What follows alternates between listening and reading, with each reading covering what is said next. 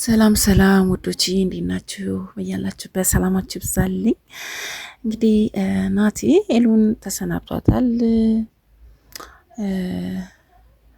ለትንሽ ቀን ነበር የመጣው። እውነት ያው ራሷን እንድትጠብቅ ራሷን እንዳታስከፋ ምናምን እያላት ቃል እንድትገባለት አድርጓል። ያው ሲመጣም ደንግጣ ነበር፣ ሲሄድም እንደዚህ ደንግጣ ከባድ ነው በጣም እና ብዙዎቻችን እንግዲህ ቀለበት አድርጎላት ብሄድ ደስተኛ ነበርኩኝ። በቃ የሆነ ፕሮሚስ ቢኖራቸው ምናምን አሪፍ ነበረ እና በጣም ያሳዝናል ስልህ አሁን ደግሞ ሄዶ እንግዲህ ያው መቼም አሁንም እግዚአብሔር ነው ያገናኛቸው። ከዛ በኋላ ያለውን ደግሞ አናውቅም ምን እንደሚፈጠር። እውነት ትቷት የሚሄድ አልመሰለኝም ነበረ። በጣም ነው ያዘንኩት። ብዙ ሰው ደስተኛ ነበር፣ እኔም ጭምር ደስተኛ ነበርኩ እና በቃ ሳትጠግቡት ስደት ክፉነቱ ይሄ ነው። ሳትጠግቡት ያንን ሰው የምትወዱትን ሰው ሳትጠግቡት አብራችሁ ባለ ሰዓት ላይ የሚለያችሁ እስከማይመስላችሁ ድረስ አብራችሁ ሆናችሁ በቃ ባላሰባችሁት ነገር ሲሄድ ያሳዝናልና ያው ሲደሰቱ እንደሰታለን፣ ሲያዝኑ እናዝናለን። የኛም እንደዛው እንደነሱ ነንና እውነት እንበይን ራሱ መቋቋም እስከማልችል ድረስ ነው። እንኳን ሄሉ እኔ ራሴ መኖርክ ደስ ብሎኝ ነበር፣ መደሰቷ ደስ ብሎኝ ነበር፣ አብራችሁ መሆናችሁ ደስ ብሎኝ ነበር። ግን አያችሁ ሰው ልጅ በቃ ደግሞ ህይወት ይቀጥላል። በእርግጥ እግዚአብሔር ካለ ይገናኛሉ፣ እግዚአብሔር ከፈቀደ ይገናኛሉ። እንደዚሁ ይሄንንም አናሰበበት ይገናኛሉ ተብሎ ብዙ ፈተና፣ ብዙ መከራ፣ ብዙ ነገሮችን አሳልፋለች። አሁንም ያን እንዳታሳልፍ ነው እየነገራት ያለውና እግዚአብሔር ካለ እንግዲህ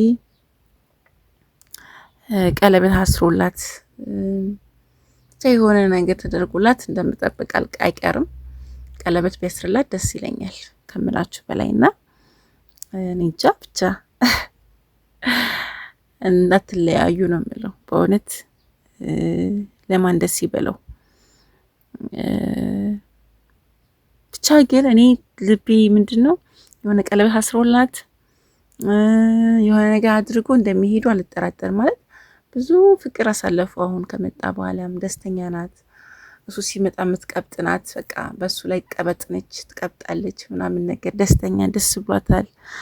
እና በእውነት መሄድህ ይከብዳል፣ ያሳዝናል።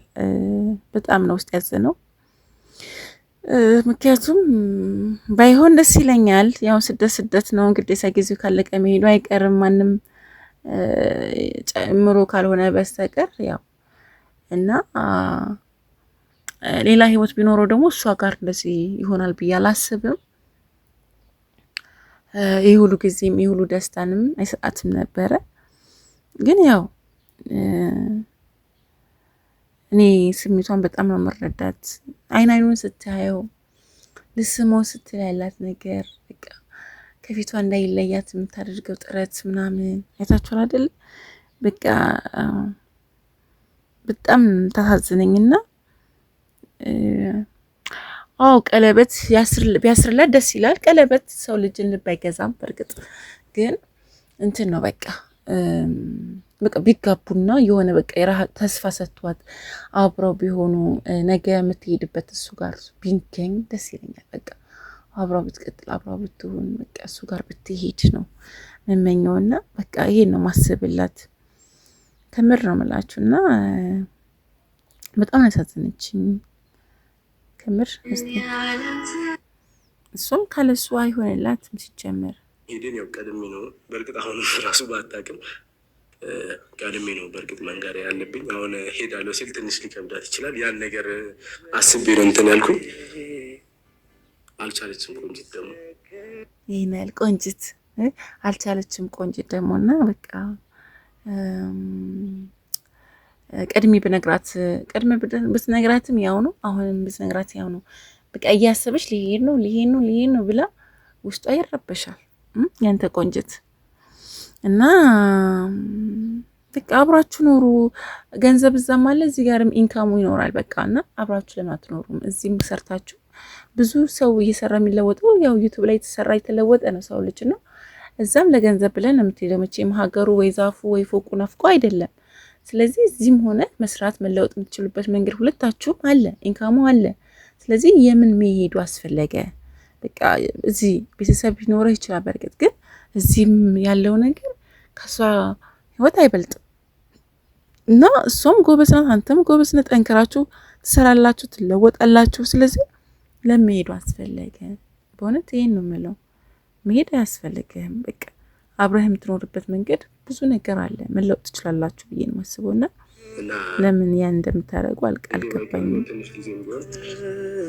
አለው እንደዚህ ሆና ምናምን ነገር ትያታለህ። አይ ይከብዳል። ሰው በጣም ብዙ ፍቅርን ሰጥተህ ብዙ ነገር አብራህ ከሆነ ትንሽ ጊዜም አብራህ ብትሆን 3 ቀን 4 ቀን ምንም ትርጉም የለውም። በዛ ውስጥ ግን ጥሩ ነገር አድርግ። ፍቅርህን መስረት፣